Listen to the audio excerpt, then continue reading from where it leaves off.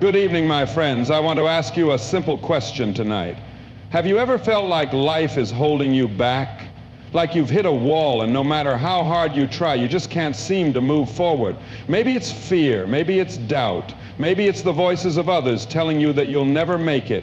But let me tell you something today. Those boundaries, those obstacles, those limitations, they don't define God's plan for you. You see, when God sets a course for your life, no force in heaven or on earth can stop it. His purpose is greater than any opposition, and His promises are stronger than any barriers. The world may tell you that you're not enough. The enemy may whisper that you're too weak. But our God, our almighty, all-powerful, sovereign God, He says, I have called you, I have equipped you, and I will complete the work I have begun in you.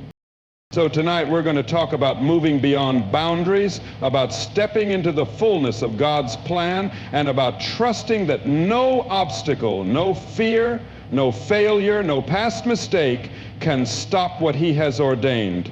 Because when God is for you, my friend, nothing and no one can stand against you. Are you ready to step beyond the limits? Are you ready to embrace His unstoppable plan? Then let's dive in together. God's plan is sovereign, unshakable, and unstoppable. When He establishes a purpose for your life, no force in heaven or on earth can override it. Too often we allow circumstances, setbacks, and even our own doubts to convince us that maybe we've missed our opportunity, that maybe we've strayed too far, or that maybe the obstacles in our way are too great. But the truth is, God's plan for you was established before the foundation of the world, and nothing, no person, no failure, no opposition can thwart what He has ordained. The Bible is filled with stories of men and women who faced overwhelming odds, yet God's plan prevailed in their lives. Joseph was sold into slavery by his own brothers, falsely accused and thrown into prison. From the outside looking in, it seemed as though his destiny had been completely derailed, but God's plan remained intact. What others meant for evil, God turned for good. Even in the darkest places, Joseph was exactly where he needed to be for God's purpose to unfold. His journey was not one of chance or misfortune. It was a divine orchestration leading him to the fulfillment of God's promise. We see the same truth in the life of Moses. When he fled Egypt after killing an Egyptian, he likely thought his calling had been forfeited. For 40 years he lived as a shepherd in the wilderness, far from the palace where he was raised, far from the people he was once meant to lead. But when the time was right, God called him from the burning bush and set him on the path to deliver the Israelites from bondage. It didn't matter how much time had passed or how impossible the mission seemed, God's plan was never canceled. Think about David, anointed as king when he was just a shepherd boy. He didn't ascend to the throne overnight. Instead, he spent years running for his life, hiding in caves and facing betrayal. From a human perspective, it seemed as though the promise over his life had been forgotten. But God's plan was not dependent on circumstances. No enemy, no delay, no hardship could prevent David from stepping into his destiny at the appointed time. The sovereignty of God's plan means that no opposition, no hardship, and no setback can derail what He has purposed. People may try to stop you. Circumstances may seem unfavorable. You may even make mistakes along the way. But none of these things have the power to cancel what God has spoken over your life. If God has declared it, it will come to pass. His promises do not return void. One of the biggest traps we fall into is believing that if something doesn't happen in our timing, it must mean that we've missed it. But God operates on a divine timetable that is not bound by human understanding. The delays we perceive are often necessary preparations. God is working behind the scenes, aligning the right opportunities, refining our character, and ensuring that when the door opens, we are ready to step into His purpose. Sometimes opposition comes as a direct attack from the enemy, trying to shake our faith and cause us to question God's plan. The devil knows he cannot stop God, so his goal is to stop you from believing. He plants seeds of doubt, fear, and discouragement, whispering lies that tell you it's too late, you're not qualified, or the obstacles are too great. But when you stand firm in faith, trusting in the sovereignty of God, you will see that no scheme of the enemy can alter the course God has set for you. God's sovereignty is also seen in how he uses even our failures and missteps for his greater purpose. There is no mistake too great that God cannot redeem. The enemy wants you to believe that your past disqualifies you, but the truth is, God's grace is greater than any failure. When you surrender to him, he takes even the broken pieces and weaves them into his perfect plan. Consider Peter, who denied Jesus 3 times. In his own eyes, he had failed beyond repair. Yet Jesus restored him and used him mightily to build his church. Paul, who once persecuted Christians, became one of the greatest apostles in history. These stories remind us that no failure is final, and no past mistake is powerful enough to undo God's calling. The sovereignty of God's plan should give you confidence and peace. No matter where you are today, no matter what has happened in your life, you can rest in the truth that God is still in control. You don't have to force things to happen. You don't have to live in fear of missing your purpose. All you need to do is trust him, walk in obedience, and remain steadfast in faith, knowing that his plan for your life is Faith over fear is the defining factor in whether we step into God's plan or remain paralyzed by doubt. Fear is a natural human response to uncertainty, opposition, and the unknown. But faith is the supernatural response that allows us to move forward despite those challenges. Throughout Scripture, we see a clear pattern. Those who walked in faith experienced the fullness of God's promises, while those who gave in to fear missed out on what he had for them. Fear does not come from God. It is a tool of the enemy designed to keep you from walking in the victory and purpose God has already declared over your life. One of the greatest examples of faith over fear is found in the story of the Israelites as they stood on the edge of the promised land. God had already given them the land, already assured them of victory. But when the spies returned from scouting the land, 10 of them were filled with fear. They saw giants, fortified cities, and obstacles too big for them to overcome. Their fear overshadowed their faith, and as a result, an entire generation missed out on the blessing God had prepared for them. But there were 2 men, Joshua and Caleb, who chose faith over fear. They saw the same giants, the same cities, the same challenges, but they believed that God was greater.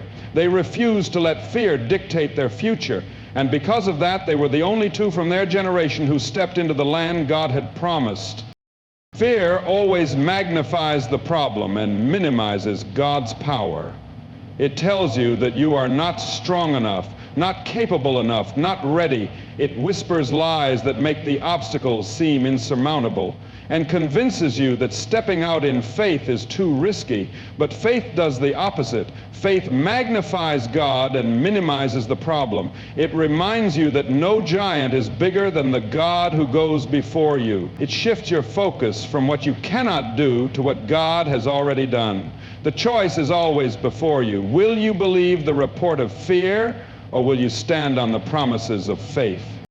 Think about Peter walking on water. As long as his eyes were fixed on Jesus, he did the impossible. But the moment he looked at the wind and the waves, fear took over and he began to sink. That is exactly how fear operates in our lives.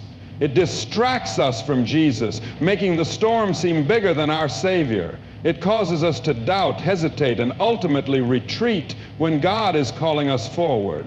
But even in that moment, Jesus reached out, caught Peter, and reminded him that faith was the key to walking in the miraculous.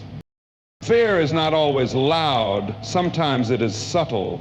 It creeps in through overthinking, through hesitation, through excuses. It disguises itself as wisdom, caution, or practicality, making us believe that waiting in safety is better than walking by faith. But the truth is, faith requires movement. God often calls us to step out before we see the full picture, to trust him without knowing every detail. That is the very nature of faith. believing in what we cannot yet see. Abraham was called to leave everything familiar and go to a land God would show him. He had no map, no clear plan, only a promise. But he chose faith over fear, and because of that, he became the father of many nations. If he had waited for every detail to make sense, he would have never moved. That is how faith works. It requires trust in the character of God, knowing that even when we don't understand the path, we can trust the one who is leading us. Fear often disguises itself as our past experiences. Maybe you've tried before and failed, and now fear tells you it will happen again. Maybe you've been hurt before, and now fear tells you it's safer to hold back. But God does not call us to live based on past failures. He calls us to walk forward in faith, knowing that He is doing a new thing. The enemy wants you to define your future by your past, but God is calling you to define your future by His promises. Fear also thrives on the opinions of others. The moment you step out in faith, there will be voices telling you it won't work, that you're not qualified, that you should play it safe. If Joshua and Caleb had listened to the majority, they would have never entered the promised land. If David had listened to his brothers, he would have never faced Goliath. If Peter had listened to the storm, he would have never walked on water. You cannot let fear speak louder than faith. You must choose to believe God's voice above every other voice. Faith is not the absence of fear. It is the decision to move forward despite it. Courage is not the lack of fear, but the willingness to trust God more than the fear. Every great move of God requires faith, and every great destiny is reached by those who refuse to be held back by fear. Fear may knock at your door, but faith is what determines whether or not you answer. When God calls you forward, when He places a dream in your heart, when He asks you to trust Him, remember that fear is not your master. Faith is your foundation. And when you walk in faith, you will see God do exceedingly and abundantly more than you ever imagined. Obedience unlocks doors that human effort and intellect never could. When God calls us to follow Him, He is not asking for partial commitment or conditional trust. He is asking for full surrender, a willingness to walk in His will even when we do not understand where it will lead. Many times people miss out on the fullness of God's plan because they hesitate to obey. They want to see the entire path before taking the first step. But faith does not work that way. God often reveals the next step only after we have obeyed the one before it.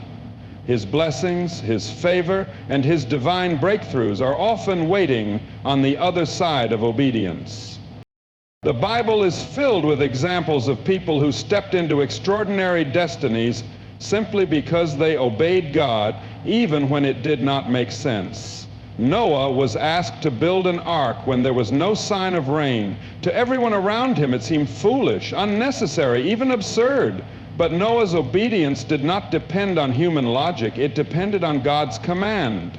Because he obeyed, he and his family were saved, and God used him to preserve humanity. His obedience did not just affect his own life, it changed history.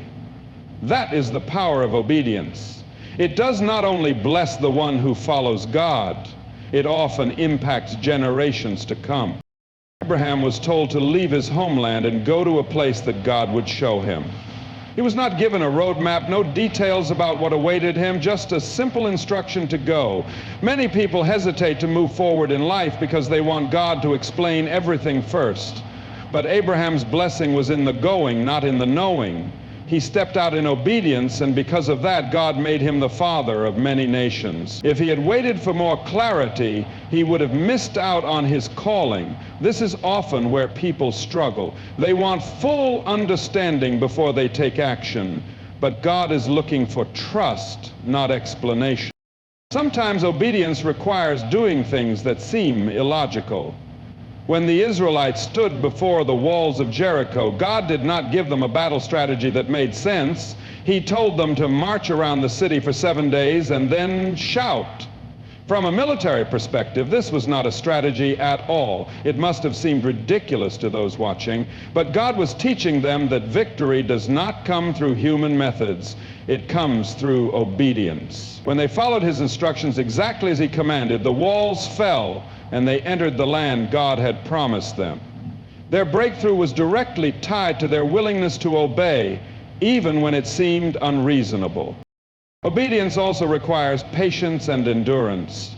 Sometimes when God gives us a command, we expect immediate results, but many times, obedience is a long-term commitment. Joseph remained faithful to God even when he was sold into slavery, falsely accused and thrown into prison.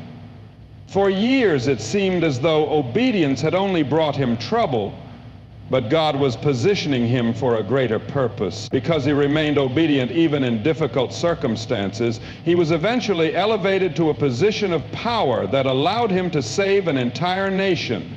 His story reminds us that obedience is not just about following God in good times, but trusting Him even when the path is difficult.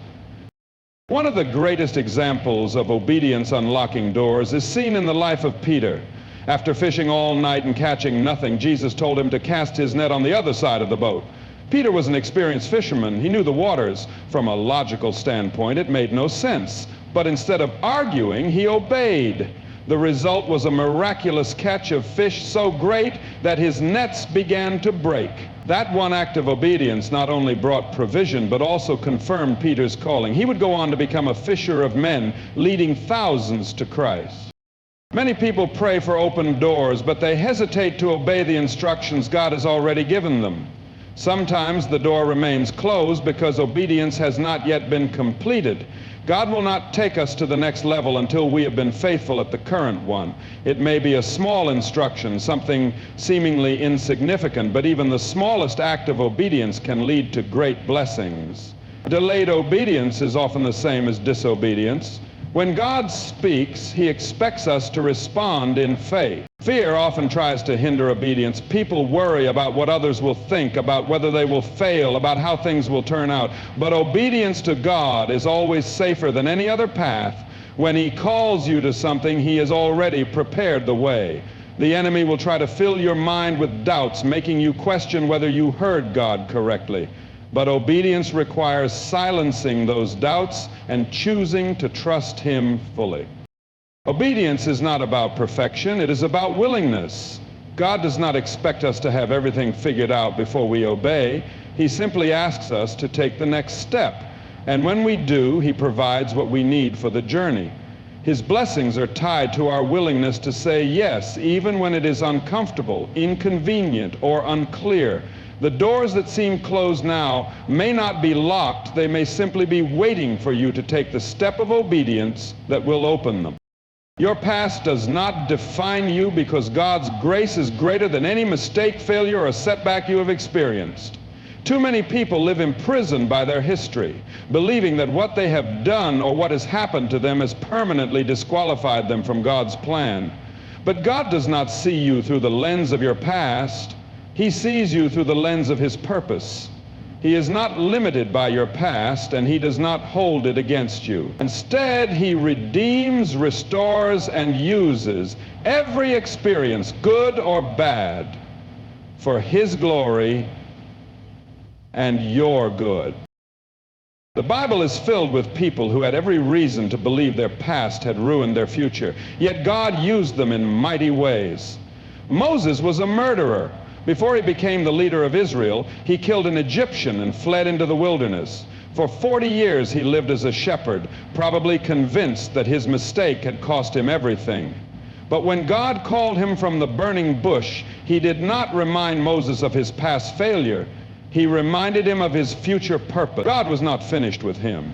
Instead of allowing his past to define him, Moses obeyed God and became one of the greatest leaders in history. Rahab was a prostitute, a woman whose past would have disqualified her in the eyes of society.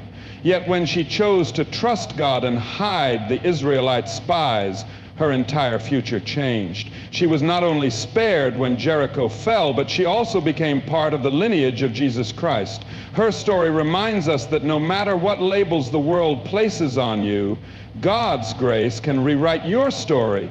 He does not see you for what you were. He sees you for what you can become through Him.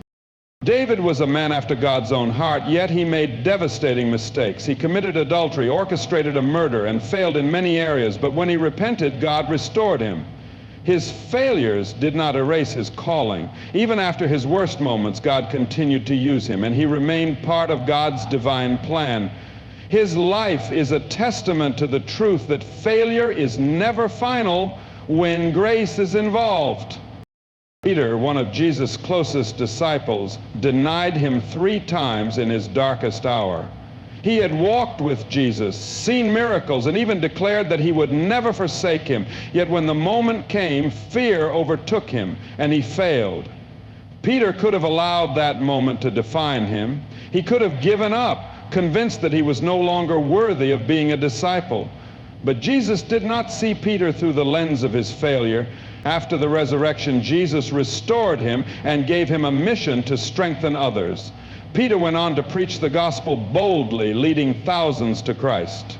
His story proves that even when we fall, God's grace is there to lift us up and set us back on course. Paul, formerly Saul, persecuted Christians before encountering Jesus on the road to Damascus. He was responsible for the imprisonment and deaths of many believers. By all human standards, he should have been the last person God would use. But God's grace knows no limits. After his encounter with Christ, Paul became one of the greatest apostles, writing much of the New Testament and spreading the gospel to the nations. If God can redeem a man who once opposed him so violently, he can redeem anyone. Many people struggle with guilt and shame, believing that their past mistakes have placed them beyond God's plan. But Scripture makes it clear that God is in the business of redemption. He does not just forgive, he restores. He takes what was broken and makes it whole. The enemy wants you to believe that your past is an anchor, keeping you from moving forward. But God wants you to see it as a testimony of his grace and power. When you surrender your past to God, he uses it for his glory. The very things you thought disqualified you become the platform for your greatest impact. The pain you endured, the mistakes you made, the failures you experienced, all of it can be transformed into a testimony that brings hope to others. God does not waste anything. What the enemy meant for harm, God can turn for good. Living in the past robs you of the future God has for you. You cannot move forward while constantly looking back. Regret, guilt, and shame are heavy burdens that God never intended for you to carry. When he forgives, he removes your sins. As far as the east is from the west, he does not remind you of them, and he does not hold them against you. If God has set you free, you must choose to walk in that freedom. Your past is a chapter, not the whole story. It may have shaped you, but it does not define you. God is the author of your life, and he has already written a future that is greater than your history.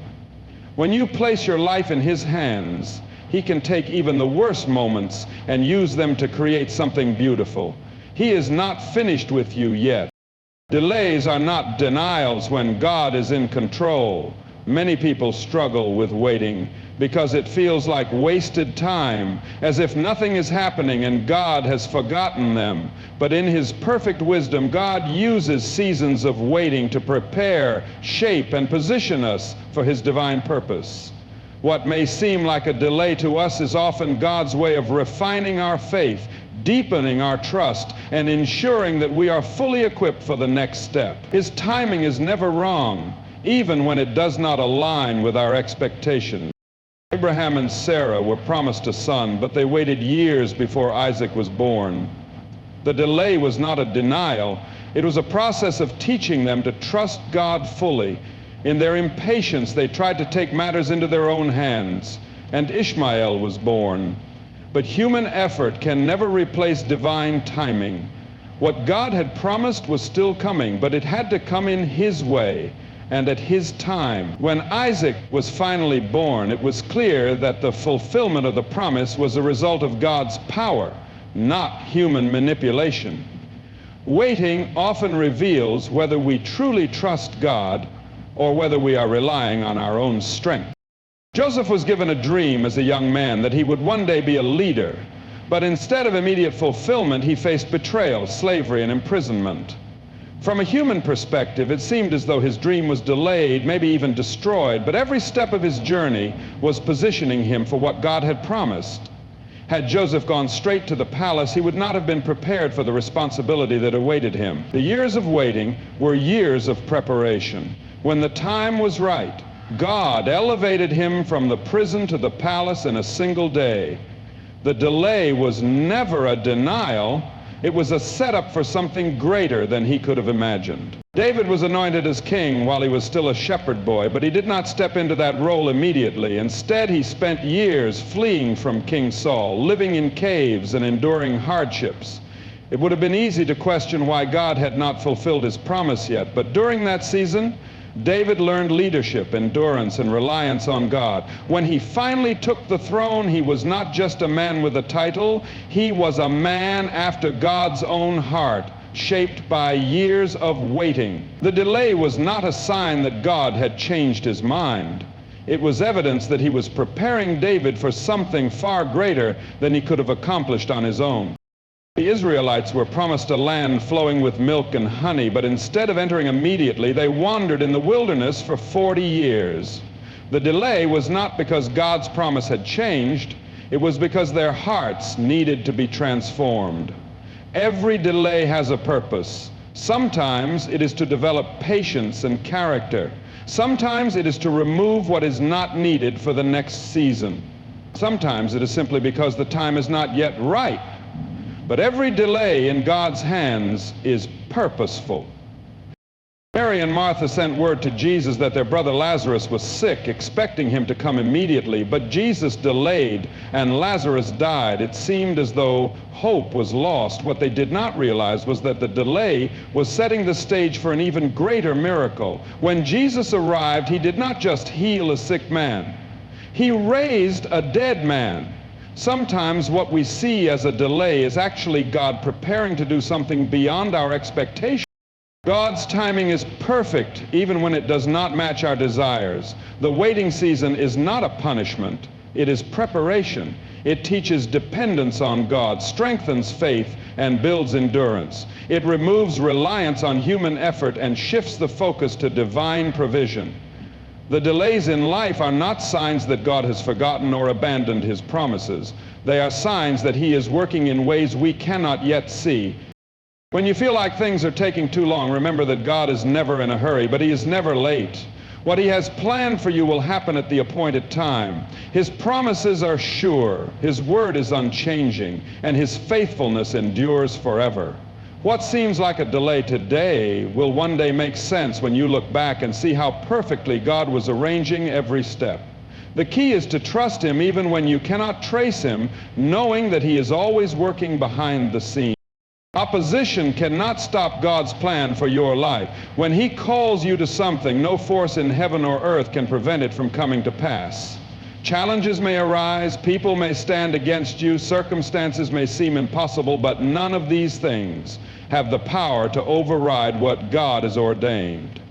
The enemy will try to discourage, delay, and distract you, but he does not have the authority to cancel what God has spoken over you. The key is to remain steadfast, knowing that when God declares something, it is already settled in heaven.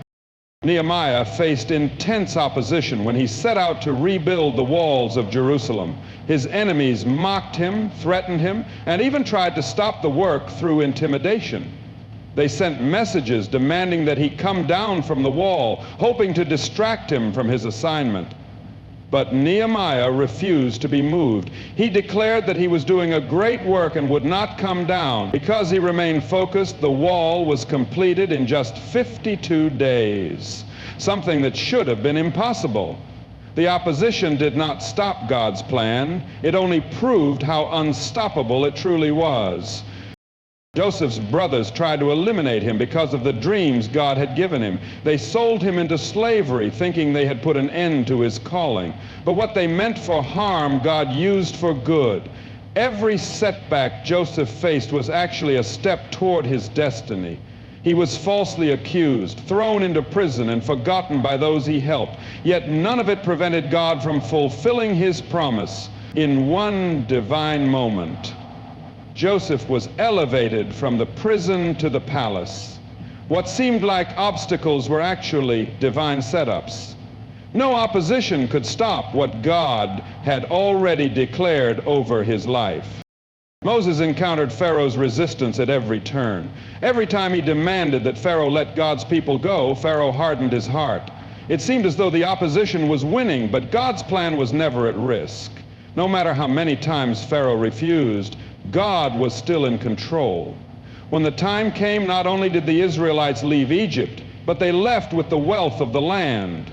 The opposition did not delay God's plan, it magnified his power. When the Red Sea stood in their way, God parted it. When the enemy pursued them, God closed the waters over them. There was never a moment when opposition was stronger than God's purpose. David was anointed as king, yet he spent years running from Saul, who wanted to kill him.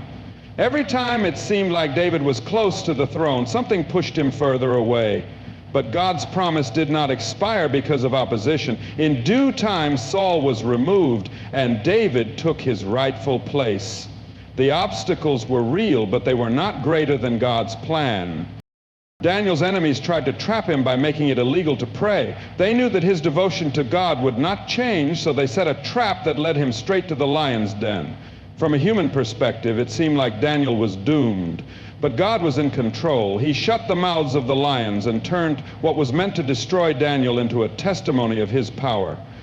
The opposition did not stop Daniel's destiny. It only displayed God's faithfulness. Jesus himself faced opposition at every turn.